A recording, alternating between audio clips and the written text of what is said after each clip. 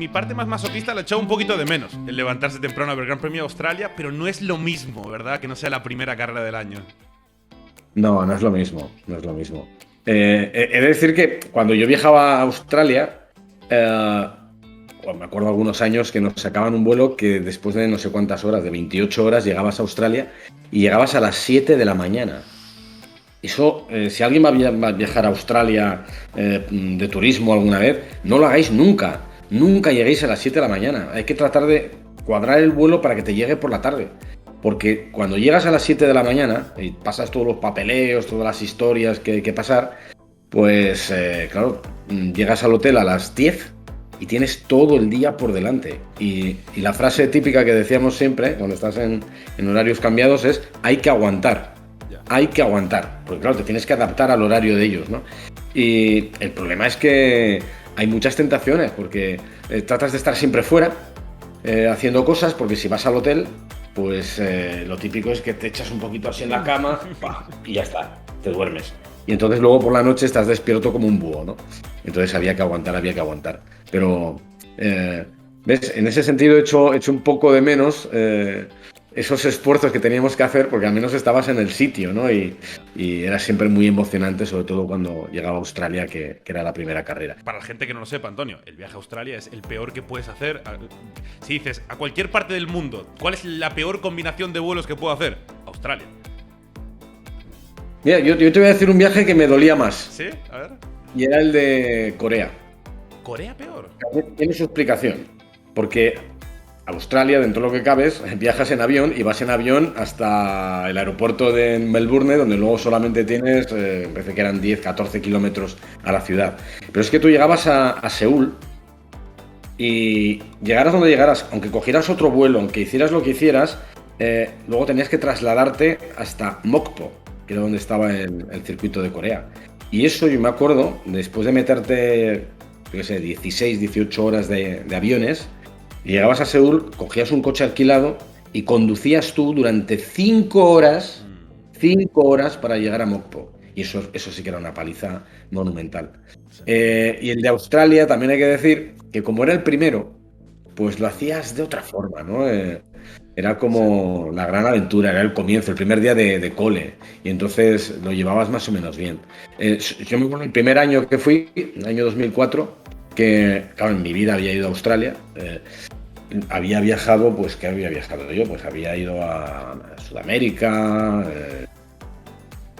había ido a Corea, sí, pero no para la Fórmula 1. Bueno, nunca había ido a Australia. Y me acuerdo que hicimos un vuelo que era Madrid-Frankfurt, que son 2 horas y algo. Frankfurt-Singapur, que eso ya fueron como 12 o 14 horas. Y después, cuando llegas a Singapur, dices, bueno, ya está, así que ya esto está aquí al lado. 9 horas había. Es verdad que antes yo creo que los aviones iban más lentos, porque ahora los mismos tramos se hacen más rápido, ¿no? Pero bueno, fue una locura. Y normalmente el viaje solía estar en torno a las 24, 28 horas.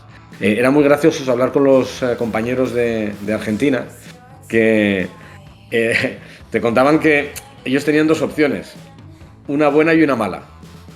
La buena era cara, que era volar desde Buenos Aires hacia el Polo Sur, y había un vuelo que cruzaba por el Polo Sur y se dirigía a Melbourne. Claro. Era muy fácil, era muy corto el vuelo. Entonces ese era muy caro. Y entonces ellos cogían el barato, y el barato eran como 4 escalas, 40 horas de viaje. Y eso era terrible. Pero decían, es que no tenemos presupuesto para hacer el del polo.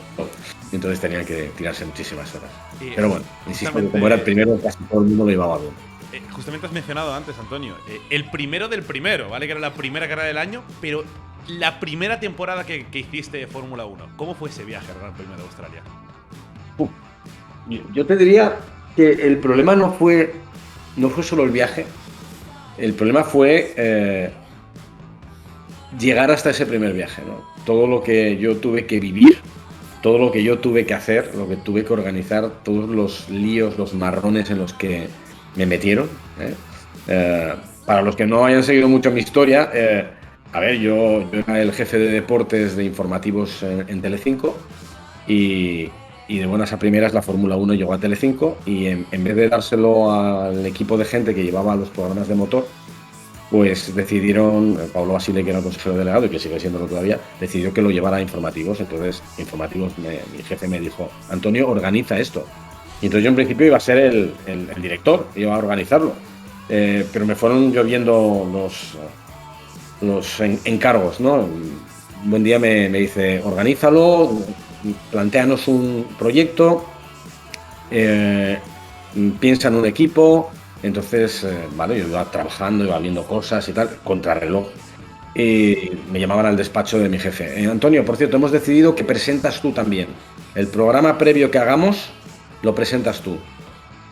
Vale, o sea, que ya me toca viajar. Bien, bueno, vale. Entonces nos faltaba buscar un narrador. Y nos pasamos tiempo buscando narradores. Yo conseguía grabaciones de personas que habían narrado aquí en España, se las ponía a mi jefe y mi jefe me las tiraba todas. Hasta que ya un día yo en una situación ya de estrés tremendo porque no sabía qué hacer, no encontraba, no encontraba a nadie que pudiera narrar, me llamó mi jefe otra vez al despacho y me dijo, Antonio, tenemos narrador. Y dije yo, ya, hombre, ¿quién es?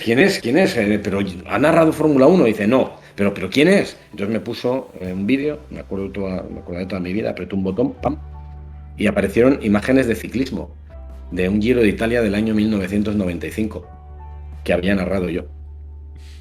Y entonces tardé como 4 o 5 segundos en darme cuenta que era yo. Y cuando me di cuenta, le paré el vídeo y dije, no, lo siento, Juan Pedro, yo no puedo asumir más. Y dice, sí puedes y sí lo vas a hacer. Y ahí me ves que poco después me hice una maleta y me fui para Australia con más miedo que vergüenza, pensando que iba a durar una carrera y que me iban a poner en la calle, o sea, que me iban a bajar de la moto, ¿no?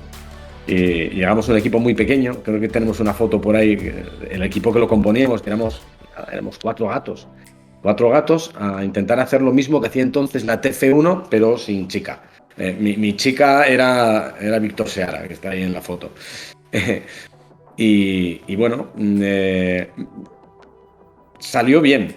Lo único, quiero recordar que yo viví unos momentos de tensión máxima antes de llegar a ese Gran Premio y también en ese Gran Premio. Vale que no había teléfonos móviles, que no es como ahora que es muy, muy fácil hacer fotos, no había redes sociales, no había cosas de estas. Pero ayer cuando estaba buscando fotos para que nos las pudiéramos poner en esta charla, en este streaming, yo dije, caramba, del año 2004 solo tengo 3 fotos. Una es la del equipo, otra es con Fernando Alonso, que estamos preparando porque él me tenía que grabar un comentario con la vuelta subjetiva, y luego otra que se ve nada más que el exterior de mi hotel. Y ya está, no hay más fotos. ¿Por qué no hay más fotos? Porque yo no tenía el cuerpo para fotos, Tomás. Yo estaba al límite. Yo solo trabajaba. Yo solamente iba a eventos, a ruedas de prensa. Estaba yo solo con Víctor Seara para hacerlo todo. Y entonces, ostras, fue un primer Gran Premio terrible. Terrible en cuanto a estrés, tensión. Pero caramba, 18 años. Y además ahora me acuerdo que yo lo he tenido que repasar otras veces porque ya no me acordaba. Fernando salió quinto en ese Gran Premio. Sí me acordaba de que había adelantado a Montoya por la hierba en la salida. Y lo que no me acordaba es que había hecho podio. O sea, yo debuté en Australia con un podio de Fernando. Y de hecho, si quiero recordar bien, en 2005 y en 2006, Fernando hizo podio en 2005 y ganó en 2006. Con lo cual Australia siempre trae buenos recuerdos. No solo trae muy buenos recuerdos, sino que yo lo que quiero hacer es repasar las fotos que nos has mandado. Te he compartido pantalla para que veas lo que estamos mostrando. Y si te parece, las podemos ir viendo y nos vas explicando tú un poquito. Porque he visto brevemente las fotos y me han gustado mucho.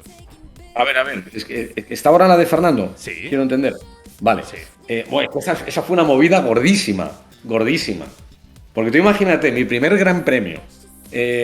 Teníamos una sección que habíamos pactado con Renault y con Fernando, que era que él me grababa a cámara una vuelta subjetiva y nosotros la metíamos en el programa, en el previo. Era como la gran, o sea, era el gran reportaje del fin de semana. No lo hacía mucha gente eso, ¿no?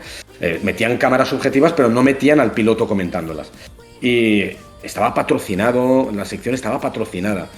Bueno, era como la joya de la corona y tenía mucha presión con ella. Entonces, me acuerdo que me voy con Fernando, que ese es el momento, y le grabo, ¿no? El tío le digo, bueno, si quieres, si no te gusta o te equivocas y tal, repetimos las veces que sean necesarias, ¿vale? Me miró así el tío como diciendo, pero este se pinta, si no me voy a equivocar. De hecho, no se equivocó, lo hizo pata negra del metro primero al último. Vale, acabó la grabación y entonces yo al cámara le dije, oye, Fernando, comprueba por favor que está bien grabado.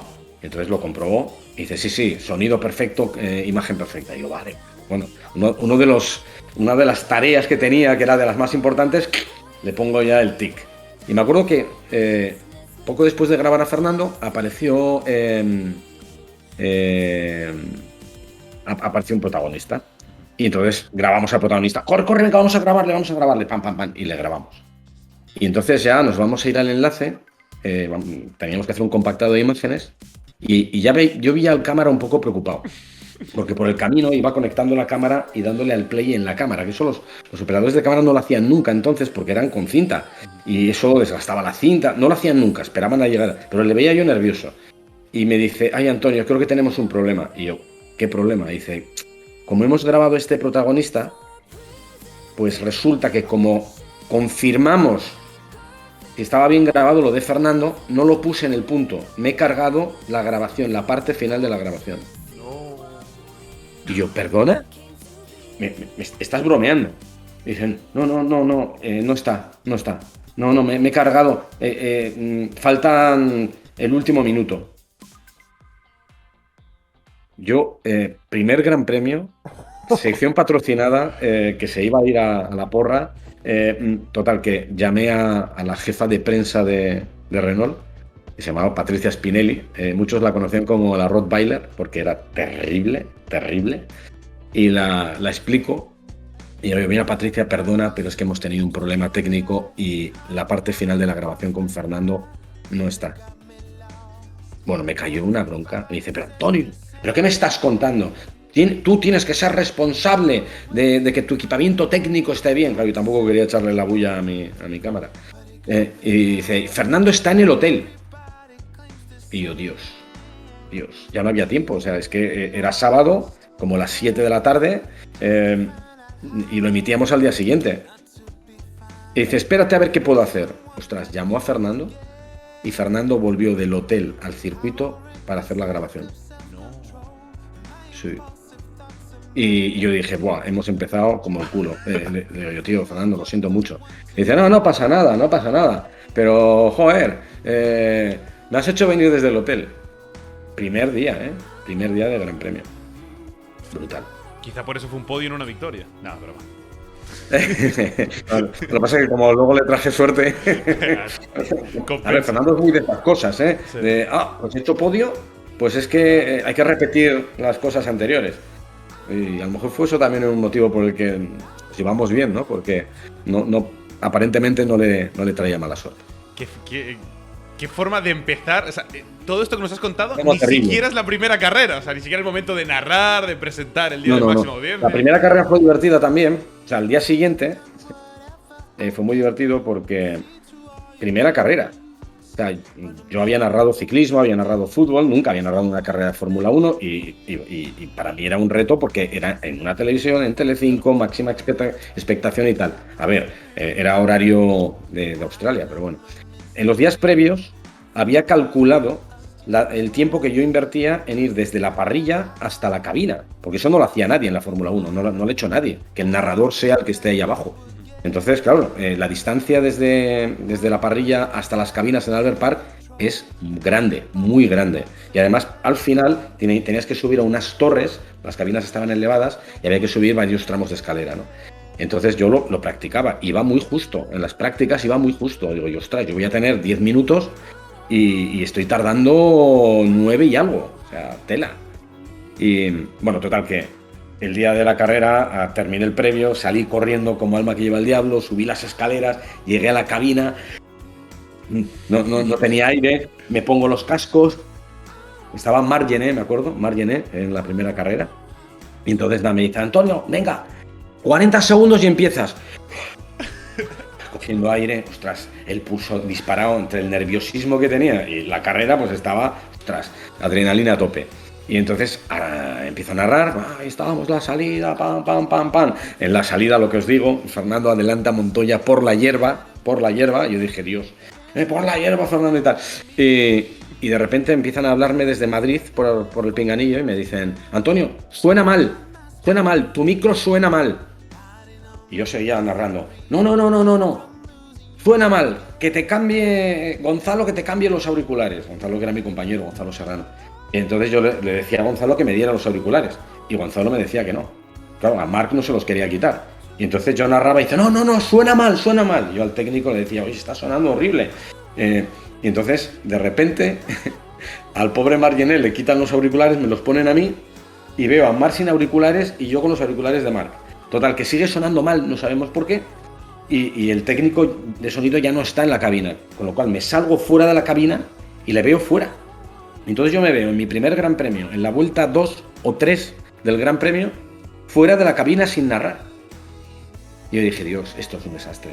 O sea, pero tío, unos auriculares. Bueno, mi productor, que era un crack, consiguió una mesa nueva de sonido, la conectaron rápido y pude seguir narrando. Pero yo dije, madre mía, me echan fijo. Porque esto ha tenido que ser un desastre, había soplidos, yo había desaparecido. Bueno, fue un desastre de narración, al menos al principio. Y cuando terminó el Gran Premio y el día siguiente yo creo que estábamos volando e hicimos escala en Singapur, llamé por teléfono a la tele para que me dieran audiencias. Y yo dije, bueno, a ver si por lo menos hemos hecho un 20%, un 21, 22, que es la media de la cadena. Y me dicen, Antonio, ¿estás sentado? Y yo, vale, ya está. No lo hago más, ¿no? Y me dice, has hecho un 66% de audiencia. ¡Wow! 66% de audiencia. Y es cierto que era el Gran Premio de Australia y que a esas horas, por lo que había en las teles, era poca cosa, pero era inaudito. Y gracias a ese 66, yo creo que seguía adelante.